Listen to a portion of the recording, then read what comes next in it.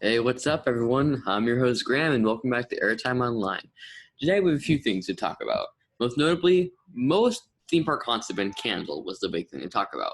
Also, my quick review of Magnum XL-200 and its coaster dynamics model, and then some help from a little friend I like to call. Help from our friend Airtime the Banshee.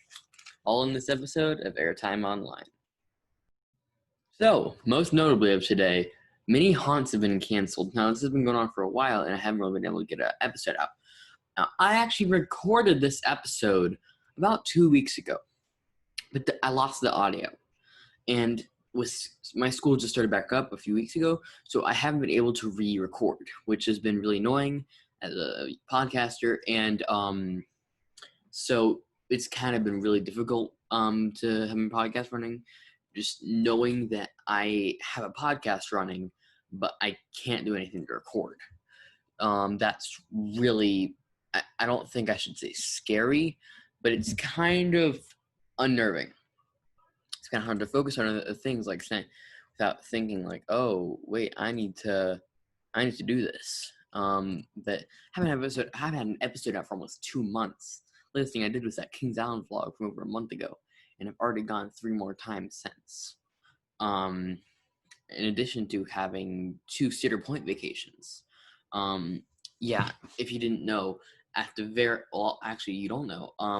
Literally a week after my 1 Cedar Point vacation, my parents woke me up at 4 a.m. saying, "Hey, we're going to Cedar Point again because school got delayed," which was really fun. So I will definitely do an episode on that.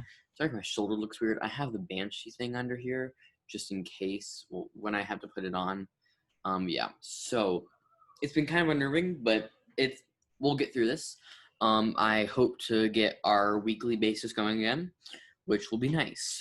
So most notably, haunts have been canceled, which is really big for the theme park business. Most notably, Halloween Horror Nights, Not Scary Farm, Scarewinds, the Halloween in the Park thing that Six Flags does, and then Cedar Point Kings Island haunts, which are really fun. I love them. So, what does that mean? It means that we're not getting our jump scares in this year, is the best way to describe it, because there'll be family-friendly stuff I'll bet in the parks, like they're doing the Fall Festival at Kings Island and Cedar Point, or stuff at Carowinds or Nuts Berry Farm. So really fun stuff, which will be nice. Also, if this episode isn't long enough, I will do a review on each of my coaster dynamics models, which I've been collecting.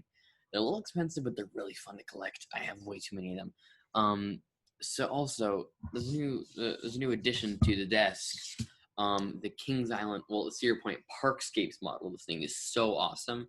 It's 4 different layers. So we have the gates and the keyholes and gatekeeper and the Ferris wheel. Then the Windseeker, Dragster, and Valraven. Then Millennium Force, Steel Vengeance, and Magnum. So it's a really cool model. I love it. And it's only like $30, which is really nice because it's an awesome souvenir. And it's like the scale is pretty good too. But of course some things made taller or shorter to stick out. But yeah. So next up, talking about Halloween Horror Nights been canceled. Now, I think that all of us were looking forward to Stranger Things house this year. My expectations were, because season 4 wasn't going to come out this year anyway. I thought that it was going to be a continuation of the 3 storyline that we got in the last house. Now, that might not happen because, of course, in both places, in Hollywood and Orlando, last year's was 2 and 3 for Stranger Things, which is really weird. I didn't like it. The theming was incredible. I loved the house, but still, I didn't get to go. But I think that it would have been better for them to separate them. Would have made so much more sense. But still, of course, people wanted the Stranger Things fix. I completely understand. Now, there are a few ones that could potentially come back are Insidious, which is a big one. Graveyard Games, which is a big thing that they've been doing for a long time. Rob Zombie, which is the Scare Zone, which I've heard was really popular. Zombieland, Double Tap, which was the new movie to come out starring Woody Harrelson. Then Holidays in Hell, which was a big one. It was like all these twisted holidays. And my expectation is that they will probably bring back classic monsters for one reason, because that one doesn't require a lot of scare actors. And if you want to keep people moving through and getting the same amount of scares while having to socially distance, it's going to be a lot easier to just have a house with not many characters. For example, you'll have like 3 Draculas or 2 Yetis, stuff like that. Man, this thing is so weird to stay on. It's like uncomfortable. HoloFest for Six Flags. Great Adventure announced it, and I expect that more will in the coming weeks.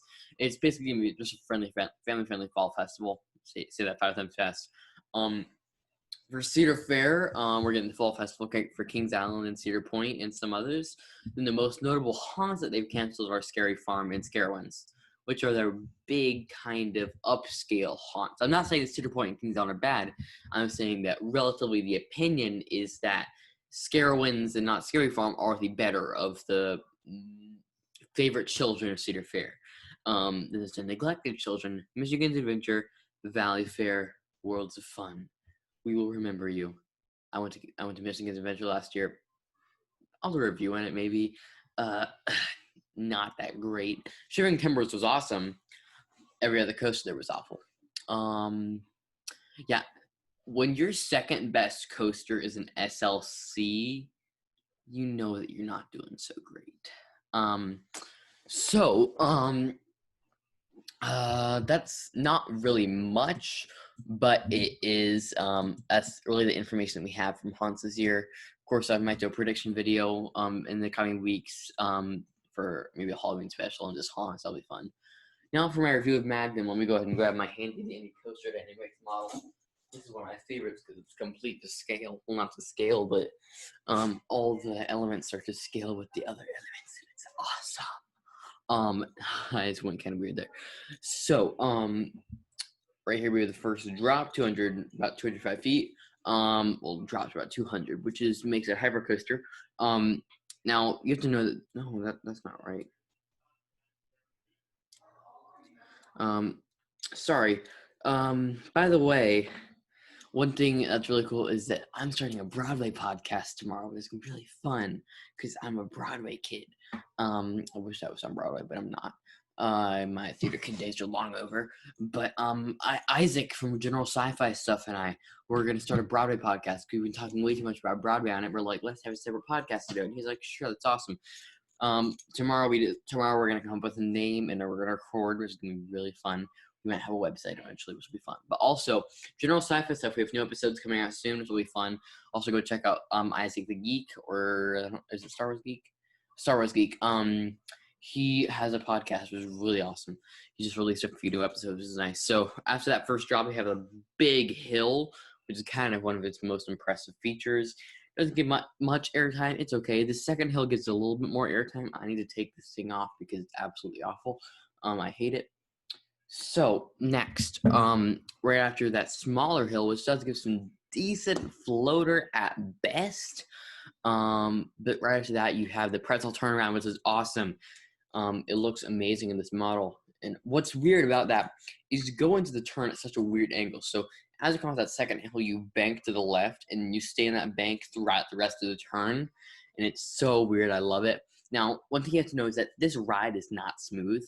But I know a lot of people think it's insanely rough. I don't agree. I think that its roughness comes with age, not necessarily with bad design. But then again, B&M, those things are just as old and still smooth as glass. But right after the pretzel turnaround, you have 2 smaller airtime hills. Now, these are going to give that classic Magnum ejector, because this ride, to me, is the best airtime ride in the world. So right there you have 6 consecutive of the strong hills. The 7th one isn't as strong. But the next, so like the last real hill, like the strong one, is in a tunnel. And it is bonkers. Once you crest over that top of that, like these things, they feel like you're on square wheels. Well, not in a rough sense, but like you feel like it's like a triangle of the hills. It's like bump, bump. It looks like that, but still, it's not rough. It's intense. It's insane. It's awesome. So the ride is short, but I absolutely love it. Side note, I didn't get to say, but I met what's his name? What's his name? It's Brennan. GP2 enthusiast. I met him at Cedar Point because he works Magnum. He's really nice. I talked to him for a few minutes as we waited for Magnum to start up. But he was my write-up, and it was really fun. By the way, I have coasters that I've written as my background. I found a bunch of pictures, and yeah. So in short, I don't agree with GP2 enthusiast that it's the best ride in the park. That's insane. Maverick and Steel Vengeance aren't that far from it. Those two are much better. Is it better than Millennium Force? That's the question. You know me, I'm not the biggest fan of Millennium Force. It's a fun ride, but it's overrated. So, is this better? I don't know. Short answer, I don't know. Is Maverick better than Steel Vengeance? Yes. That's not too tough of a decision for me. Well, it is, but not as tough as Magna versus Millennium Force. So that will come with time. I have them all on like these little stair-step desks right next to my desk. So I don't know if I'll have time to do a full recording, but let me pause for a second as we hear a word from our sponsor. As we've heard from our sponsor, Anchor, let's move on. So now on to my Banshee. Let's go ahead and put the neck thing on. There it is. Okay, so it goes right in your shoulder, underneath your shirt. Okay, so you buy this at Windsurfer Traders or something. It's in Pandora, right at the exit of Flight of Passage, right by the big metal guy. Where the other metal guy sometimes says shows. Yeah, so you just put him right here. He'll fit onto the magnet. Then you put these arms down, and he'll kind of rest on. I've turned off my background. Yes, I record through Zoom. It's the best thing to record through. Let's take off my background. Perfect. So right here, for a little friend. Now let's go ahead and turn him on. There we go. This is I've named him Airtime because podcast is named Airtime. So let's go ahead and put him on my shoulder. Kind of precarious procedure to put him on your shoulder, but where is it? It's right here.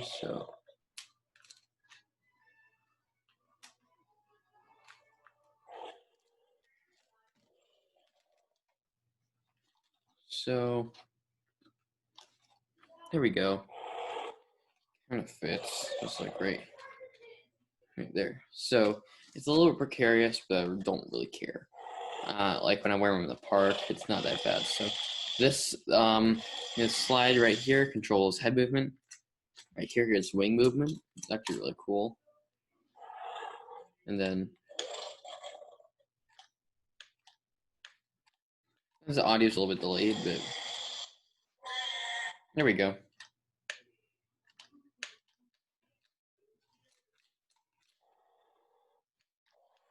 I have to do this to induce the audio, so I'm gonna wear them for the rest of the episode. But so let's get some information on him. So so his features are that. Then he'll sit on your shoulder. I kind of wish he had like an app thing. That would have been nice. Kind of like what is it? The Droid Shop. So you can get him. There's a little mini rookery outside of somewhere near. I think it's like at the entrance to Pandora somewhere probably. Then right near Flight of Passage. The Flight of Passage shop. That is where you can get. That's where you can get him as well. There's several different colors. And my brother's over here. He hasn't named his yet, but my brother's is red and orange. Kind of nice. And then this is mine. So, some additional add-ons you can get. It's not much. You can get a perch, and then I think there's something else, like a purse and maybe a carrying case. I think. So it's not that much, but it's only $50 for this guy. It's kind of a good deal to me, but I don't want to. So actually, I'm gonna go ahead and take him off, but so it's a really good deal. His on switch is right here. Just slide it if I can find it through the camera. Yeah, there you go. Okay, so now that that's taken care of, So that's gonna end the episode right now, but thank you for watching. Next episode I'll probably do some Coaster Dynamics reviews, talk about some theme park news, and then maybe a review of a coaster. That'll be nice. Maybe Magnum or I already did Magnum. Maybe a review of a ride or a queue or something. That'll be fun. So thanks for watching. I'll see you guys next time. Bye.